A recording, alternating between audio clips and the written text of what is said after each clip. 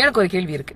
என்னன்னு பாத்துக்கிட்டீங்கன்னா, இல்ல அவன் மயக்க தூக்கிக்கிட்டு, ஓகே, அவன் மயக்க தூக்கிக்கிட்டு விஜய் ஒரு நடிகர், விஜய் ஒரு நடிகர், விஜய் ஒரு நடிகர், விஜய் ஒரு நடிகர்.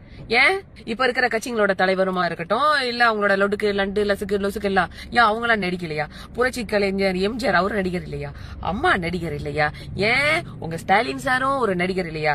உதயநிதி ஸ்டாலின் சாரும் ஒரு நடிகர் இல்லையா? அப்புறம் இன்னொரு பைத்தியக்காரனுங்க இருக்கானுங்களே, அதாவது இந்த NTK கட்சி, அவர் ஒரு மகா நடிகர் இல்லையா?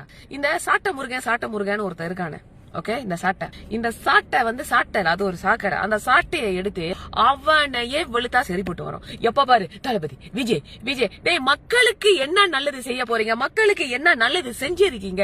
எந்த விஷயத்த மாத்தி அமைச்சிருக்கீங்க? மக்களுக்கு என்ன கொண்டு வர போறீங்க அப்படின்றத பிரச்சாரத்துல பேசுங்கடா. தளபதி வந்து அத DMK பத்தி பேசுறாருன்னா ஏன் பேசுறாரு? இந்த விஷயம் செய்யல, மக்கள் இதனால பாதிக்கப்பட்டிருக்காங்க, இந்த மாதிரி நடக்குது, இது வந்து தப்பு அப்படின்ட்டு அது பேசுறாரு. வலுக்கட்டாயமா நானும் ரவுடிதான் எந்த மேடையை எடுத்தாலும் மக்களுக்கு நலனை கருதி பேசுறது இல்ல. விஜய் இப்படி, அவன் அப்படி, அவன் வாழ்க்கை இப்படி. டே, முன்னால திரும்பி பார்த்தா உங்க குடும்பத்தோட இதே நாருண்டா. எல்லாரோட குடும்பத்திலயும் பிரச்சனை இருக்கு, எல்லாரோட இதுலயும் பிரச்சனை இருக்கு. என்னமோ விஜயோட பிரச்சனை தான் உலகமாக பிரச்சனை மாதிரி மக்கள் பிரச்சனை நீங்க பேசல. ஃபுல்லாவே விஜய் இன்னும் என்னென்ன மேக்சிமமா கொடுக்குறீங்க. விஜய் ஜெயிக்கிறாரோ, தளபதி ஜெயிக்கலையோ, அது ரெண்டாவது பிரச்சனை.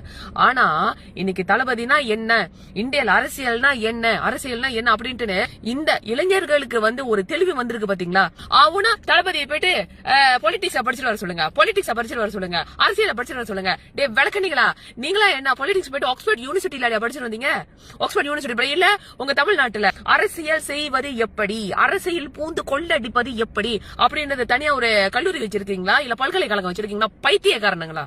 உங்களெல்லாம் யார் வந்தாலும் திருத்தவே முடியாது. உண்மைக்கே சொல்றேன், திருத்தவே முடியாது. இந்த தமிழ்நாடு வந்து இந்த மாதிரி இருக்கிறதுக்கு உங்களை மாதிரி சில பேரு 6 அறிவு இருந்தோ பயன்படுத்தாததுதான் காரணம்.